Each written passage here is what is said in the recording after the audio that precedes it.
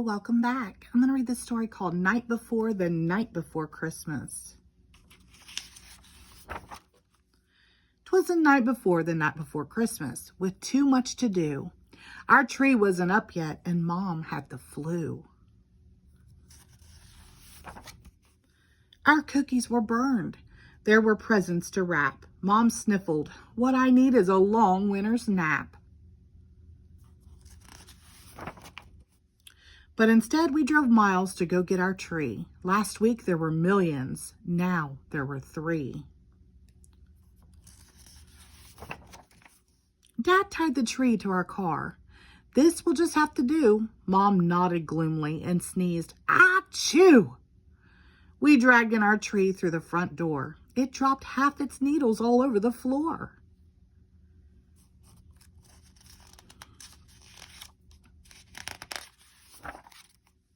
Just then, Patrick pointed to something quite shocking. Oh no, there were holes in everyone's stocking.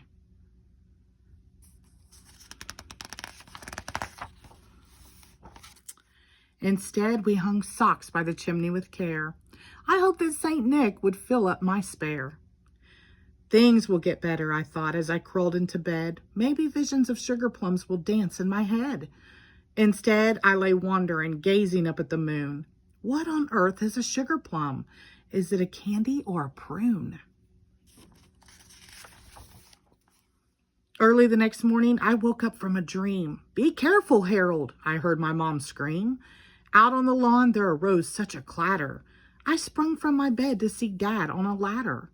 He was stringing up lights on the rooftop and gutters, outlining the railings, the windows, and shutters.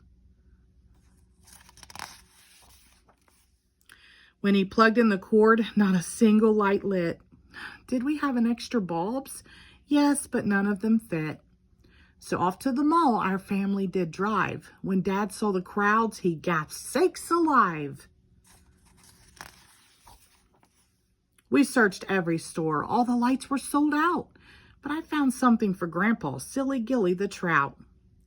Finally all done with our last-minute shopping, we flew past the food court without even stopping. "But I want to see Santa," Patrick said with a whine. We pushed through the crowd. Wow, what a line. It wrapped around the counters and down the first floor, then wound up through kids' clothing and out the front door.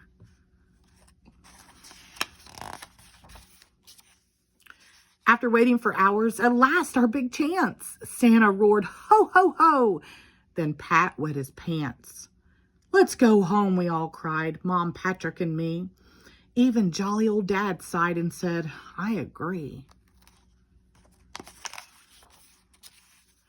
So on the way home, we sang the Jingle Bell song. All the while, I was thinking nothing else could go wrong. When what to our wondering eyes should appear but a gigantic mess that much was clear. The tree was knocked over. The snow globe was shattered. Ornaments were broken. Tinsel was scattered.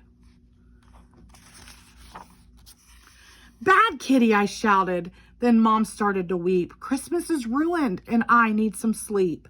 "No, it's not, Sugar Plum. These things are just stuff.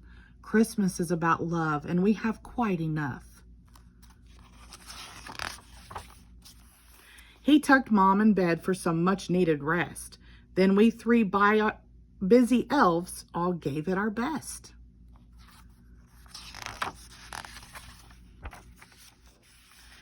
As snow gently fell, turning the earth sparkly white, I knew in my heart Christmas would turn out just right.